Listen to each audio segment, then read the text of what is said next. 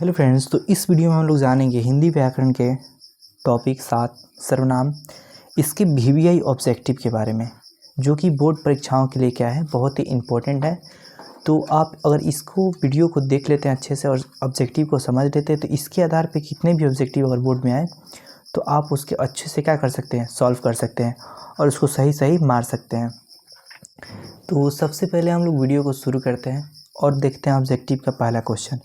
देखिए, ऑब्जेक्टिव का पहला क्वेश्चन है कि सर्वनाम के कितने प्रकार यानी कितने भेद होते हैं।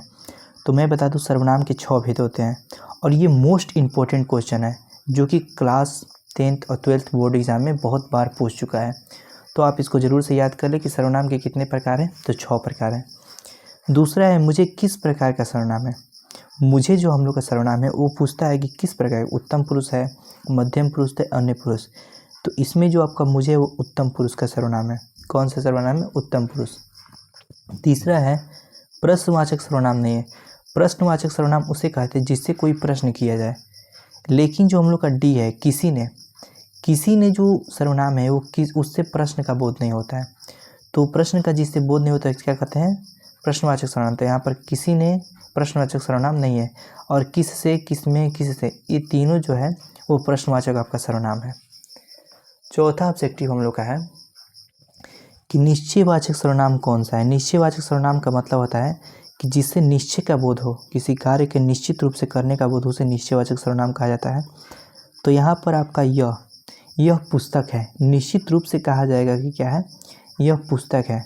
तो इसीलिए यह क्या हो जाएगा आप लोग का, यह जो है वो निश्चितवाचक सर्वनाम है। ठीक है। अगला है टॉपिक, निम्नलिखित में सर्वनाम है। इसमें से बताना है कि निम्नलिखित में कौन सा सर्वनाम। देखिए, राजेंद्र जो है एक संज्ञा है, नाम जो होता है वो क्या होता है, संज्ञा होता है। पुस्तक भी एक संज्ञा है, सीता भी एक संज्ञा है। तो संज्ञा जो छोड़कर तो जो बचता है वो क्या हो जाएगा, सर्वनाम हो जाएगा। तो मैं क्या है, मैं एक सर्वनाम है। अगला क्वेश्चन है कि इनमें से अनिश्चितवाचक सर्वनाम कौन सा है। अनिश्चितवाचक सर्वनाम कहने का मतलब है कि जिससे अनिश्चय का बोध होता है। तो इससे यहाँ पे देखिए, जो कोई आया होगा, यहाँ पर एक सेंटेंस बनाइए कोई से, तो कोई आया होगा। कोई कहने का मतलब है कि कोई भी निश्चित पर्सन नहीं है, अनिश्चित पर्सन कोई भी आ सकता है। तो इसीलिए यहाँ पर कोई जो होगा वो क्या हो जाएगा, आपका अनिश्चयवाचक सर्वनाम। ये क्वेश्चन बहुत इंपॉर्टेंट है, ये भी क्वेश्चन मोस्ट इंपॉर्टेंट है। ठीक है। और ये क्वेश्चन तो बहुत बार पूछता है, ये नहीं पूछता है, किसी और प्रकार से दे सकता है कि निम्नलिखित में सर्वनाम को चुने। तो आप लोगों को यहाँ पर पहले संज्ञा को पहचान लेना है, और संज्ञा को छोड़कर जो बचेगा वह क्या हो जाएगा, सर्वनाम हो जाएगा। 7वां ऑब्जेक्टिव बोल रहा है, देखिए, पुरुषवाचक सर्वनाम नहीं है। इनमें से आपको पुरुषवाचक सर्वनाम बताना है। तो जो आपका सी नंबर, जिनको जो है वो क्या है, वो पुरुषवाचक सर्वनाम नहीं है।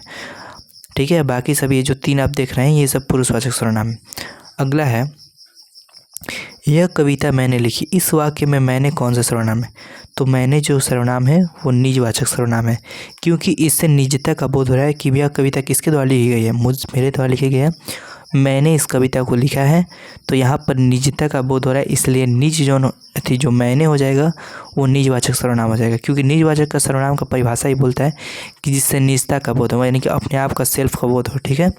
अब बढ़ते हैं अगले ऑब्जेक्टिव की ओर।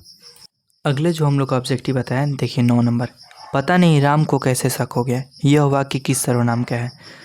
तो जो ये क्वेश्चन है पहला, पता नहीं राम को कैसे शक हो गया, ये पुरुषवाचक सर्वनाम का उदाहरण है। ठीक है। अब आगे बढ़ते हैं। देखिए, संबंधवाचक सर्वनाम नहीं है। संबंधवाचक सर्वनाम कहने का मतलब कि उससे किसी व्यक्ति से संबंध जान हो, मतलब कि संबंध की जानकारी होगी। तो संबंधवाचक सर्वनाम इनसे पूछ रहा है। तो आपका जो लड़का है वो मेरा है, तो इससे क्या हो रहा है, एक संबंध का बोध हो रहा है। तो यहाँ पर जो होगा वो क्या हो जाएगा, सर्वनाम, संबंधवाचक सर्वनाम हो जाएगा। 11 नंबर बोल रहा है कि निश्चयवाचक सर्वनाम नहीं है। तो आपको जिनसे जो है वो निश्चयवाचक सर्वनाम नहीं है। निम्नलिखित में कौन सर्वनाम, देखिए फिर से वो प्रश्न रिपीट हो गया। तो ये प्रश्न बहुत बार क्या होता है, रिपीट होते रहता है, तो इसको आप ध्यान से देखिए। तो यहाँ पर समझते हैं निम्नलिखित में कौन सर्वनाम है। तो यहाँ पर अच्छा जो है वो क्या हो जाएगा, एक संज्ञा हो जाएगा। मोहन जो है क्या संज्ञा हो जाएगा, माता पिता भी क्या हो जाएगा, संज्ञा हो जाएगा। तो बचता है वह क्या है, एक सर्वनाम है। ठीक है। और ये क्वेश्चन देखिए 2019 के फर्स्ट सिटिंग में पूछा भी गया है।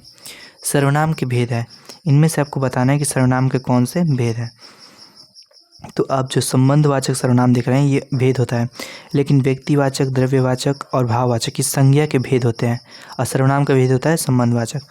14 नंबर क्वेश्चन है कि जिस सर्वनाम का प्रयोग बात करने वाले के लिए हो उसे क्या कहा जाता है? तो उसको उत्तम पुरुष कहा जाता है। जिस सर्वनाम का प्रयोग बात करने वाले के लिए हो, यानी कि मैं किसी व्यक्ति के बारे में बात करता हूँ तो उत्तम पुरुष के सर्वनाम के में चला जाता है। 15 नंबर क्वेश्चन, अनिश्चयवाचक सर्वनाम नहीं है, तो इसमें से आपका उनकी जो है वो अनिश्चयवाचक सर्वनाम नहीं है। ठीक है। 16 नंबर क्वेश्चन है, पुरुषवाचक सर्वनाम के भेद नहीं है, तो पुरुषवाचक सर्वनाम के 3 भेद होते हैं, उत्तम पुरुष, मध्यम पुरुष और अन्य पुरुष। लेकिन आपका जो निश्चयवाचक है ये एक सर्वनाम का स्पेशल भेद होता है। तो पुरुषवाचक सर्वनाम का 3 भेद होता है। ठीक है। उत्तम पुरुष, मध्यम पुरुष, अन्य पुरुष, तो ये 3 तो भेद हो गया पुरुषवाचक। यहाँ पर पूछ रहा नहीं आता है, तो निश्चयवाचक सर्वनाम जो होता है वो पुरुषवाचक सर्वनाम का भेद नहीं होता है। अगला क्वेश्चन है 17 नंबर, मैं आप चला जाऊँगा, इस वाक्य में आप कौन सा सर्वनाम? तो यहाँ पर आप देखिए निजवाचक सर्वनाम हो जाएगा, सॉरी निजवाचक सर्वनाम नहीं होगा, यहाँ पर पुरुषवाचक सर्वनाम हो जाएगा। मैं आप चला जाऊँगा, जो आप यहाँ पर आता है, आप आपका क्या हो जाता है? पुरुषवाचक सर्वनाम के अंतर्गत आता है। ठीक है। तो इस बात का ध्यान रखिए, क्वेश्चन 2018 के सेकंड सीटिंग में पूछा जा चुका था। यहाँ पर निजवाचक सर्वनाम गलत हो गया, यहाँ पर कौन सही हुआ? तो पुरुषवाचक सर्वनाम का सही हो गया। अब बढ़ते हैं अगले क्वेश्चन की ओर। अगला क्वेश्चन है, गोलू अपने आप पर भरोसा रखो, यह वाक्य किस सर्वनाम का है? तो ये जो हम लोग का है निजवाचक, क्योंकि उसको निजता का बोध रहा है कि वो किस पर भरोसा रखना है, उसको अपने आप यानी कि खुद पर भरोसा रखना है, इसलिए जो यहाँ पर आप है इस वाक्य में कौन सा सर्वनाम का उदाहरण है? तो निजवाचक सर्वनाम का उदाहरण हो जाएगा।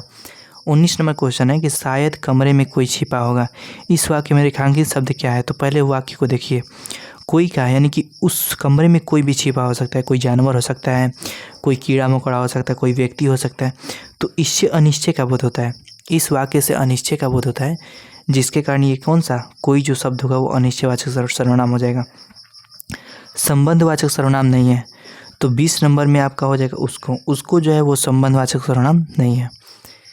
21 नंबर देखिए बोल रहा है कि मैं आप ही चला जाता था, किस सर्वनाम का उदाहरण है? तो 21 नंबर आपका उदाहरण होगा निजवाचक, क्योंकि इससे सेल्फ यानी कि खुद का बोध हो रहा है कि मैं खुद ही क्या करूँगा, चला जाऊँगा, तो 21 नंबर में निजवाचक सर्वनाम होगा। आपको क्या करना है कि जो वाक्य दिया गया है प्रश्न में उससे एक बार सेंटेंस बना लेना है, सेंटेंस बनाने के बाद उसका अर्थ निकल जाएगा और अर्थ निकलने के बाद आप उस सर्वनाम को आसानी से पकड़ सकते हैं, तो इस बात का आप ध्यान रखें। 22 नंबर है, वो औरों को नहीं अपने को सुधार रहा है, किस सर्वनाम का उदाहरण है? तो आपका जो आंसर हो जाएगा वो ए नंबर निजवाचक, क्योंकि वो खुद को क्या कर रहा है, सुधार रहा है, निजता का बोध हो रहा है यहाँ पर, और जिस सर्वनाम से निजता का बोध होता है उसे क्या कहते हैं? निजवाचक सर्वनाम कहते हैं। अगला 23 नंबर प्रश्न बोल रहा है कि निम्नलिखित में किस विकल्प में सभी सर्वनाम पुरुषवाची है? तो यहाँ पर आप लोग प्रश्न में ऑब्जेक्टिव में देख रहे हैं 4 ऑप्शन, हम, तुम, यह, वे, मैं, आप, कुछ, जो, ये 4 ऑप्शन दिया गया है और उसमें पूछ रहा है कि जो पुरुषवाची सर्वनाम होता है इनमें से कौन सा है? तो आपका इसमें से आंसर हो जाएगा प्रश्न 1, मैं, तुम, यह, वह, मैं, यानी कि 3 पुरुष जो आता है पुरुषवाचक सर्वनाम के अंतर्गत, ऑप्शन नंबर ए के अंतर्गत हो जाएगा। ये आप लोग समझ गए। अब बढ़ते हैं अगले क्वेश्चन की ओर। निम्नलिखित में सर्वनाम नहीं है। देखिए राम जो होता है, राम एक क्या होता है, नाउन होता है, तो फर्स्ट में मिल गया हम लोग देखने से ही, तो इसको मार देंगे 24 का है, क्योंकि ये क्या है, नाउन है यानी कि संज्ञा है, और यहाँ पर पूछ रहा है कि सर्वनाम नहीं है, तो यह, वह, तुम क्या है, एक सर्वनाम है और राम जो है वो क्या है, संज्ञा है। अगला क्वेश्चन है, यह मेरा मकान है, यह वाक्य किस सर्वनाम का उदाहरण है? तो देखिए यहाँ पर निश्चयवाचक सर्वनाम का बोध हो रहा है, क्योंकि उससे कहा जा रहा है कि ये जो मकान है वो किसका है, मेरा ही है, निश्चित रूप से मेरा है, तो किसी और का नहीं है। तो यहाँ पर आपका 25 नंबर का ऑब्जेक्टिव हो जाएगा निश्चयवाचक सर्वनाम। ठीक है। अब देखिए 26 नंबर, मैं कल पटना जाऊँगा, मैं कौन सा शब्द सर्वनाम है? तो यहाँ पर जो आपका ऑप्शन होगा डी नहीं होगा, 26 का ऑप्शन नंबर डी होगा। मैं कल पटना चला जाऊंगा, यानी कि मैं जो है वो क्या है, एक सर्वनाम है। ठीक है। बाहर कोई रो रहा है, मैं कौन सा शब्द सर्वनाम है? तो यहाँ पर देखिए 27 नंबर का आप लोग देखेंगे तो सी नंबर कोई क्या है, अनिश्चयवाचक सर्वनाम है। तो यानी कि कोई क्या कर रहा है, रो रहा है बाहर। अगला क्वेश्चन है कि आप चले जाएं, रेखांकित शब्द में कौन सा सर्वनाम है। तो रेखांकित शब्द में मध्यम पुरुष का सर्वनाम होता है। कौन सा होता है, आप शब्द में आप चले जाएं तो मध्यम पुरुषवाचक सर्वनाम है। 29 नंबर है, यह भोजन मैं स्वयं कर लूँगा, रेखांकित शब्द में कौन सा सर्वनाम है। तो देखिए यहाँ पर निजता का बोध हो रहा है कि फिर से यहाँ पर किसके बारे में बात हो रहा है, स्वयं के बारे में बात हो रहा है। तो यहाँ पर स्वयं के बारे में जब बात होगा तो उसको निजवाचक सर्वनाम कहेंगे। अब अगले क्वेश्चन की ओर देखते हैं। 30 नंबर, आपने क्या खाया है, इस वाक्य में कौन सा सर्वनाम है। तो 30 नंबर में देखिए यहाँ पर आपका हो जाएगा ऑप्शन नंबर सी, क्योंकि वहाँ पर क्वेश्चन पूछा जा रहा है कि वाटर, यहाँ पर देखिए क्वेश्चन टिक का चिन्ह है, क्वेश्चन मार्क का, तो इसीलिए प्रश्नवाचक सर्वनाम हो जाएगा। 30 का क्या हो जाएगा, सी नंबर। अब अगले क्वेश्चन की ओर बढ़ते हैं। देखिए 31 नंबर क्वेश्चन बोल रहा है कि यह कविता मैंने लिखी, रेखांकित शब्द कौन सा सर्वनाम है। तो यहाँ पर जो 31 नंबर का होगा आपका वो बी नंबर हो जाएगा, मैंने, क्योंकि इससे निश्चयवाचक है कि कविता किसने लिखी, मैंने ही लिखी, किसी और ने नहीं लिखी है। तो यहाँ पर जब इसका वाक्य का आप सेंटेंस का अर्थ निकालेंगे तो आपको समझ में आ जाएगा कि मेरे द्वारा ही पुस्तक लिखी गई, किसी और के द्वारा नहीं, इसीलिए निश्चयवाचक सर्वनाम हो जाएगा। 32 नंबर जो क्वेश्चन है, तुम क्या खो रहे हो, रेखांकित शब्द में कौन सा सर्वनाम है। तो यहाँ पर क्वेश्चन देखिए पूछ रहा है, फिर से क्वेश्चन मार्क का आप लोग का साइन दिख रहा है और यहाँ पर क्या आया है। तो क्वेश्चन मार्क का जहाँ पर भी साइन दिखे वहाँ पर आपको बोल देना है कि वो प्रश्नवाचक सर्वनाम है। कौन सा है, प्रश्नवाचक सर्वनाम। अंतिम है 33 नंबर क्वेश्चन, निम्न में कौन सा सर्वनाम है। तो यहाँ पर देखिए मोहन, कमला, गुड़िया, ये तीनों जो है संज्ञा है। तो संज्ञा को छोड़कर जो बचता है आप, वो कौन सा सर्वनाम हो जाएगा, आप जो है वो एक सर्वनाम हो जाएगा।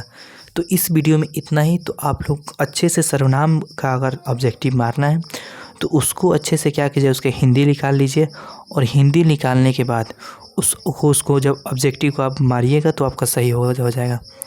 तो सर्वनाम को अगर आपका वीडियो देखना है फुल वीडियो, तब हमारे चैनल पर जाकर प्लेलिस्ट में हिंदी ग्रामर का जब आप खोलेंगे तो वहाँ पर आपका सर्वनाम का डिटेल से वीडियो मिल जाएगा, तो आप लोग वहाँ से पढ़ सकते हैं।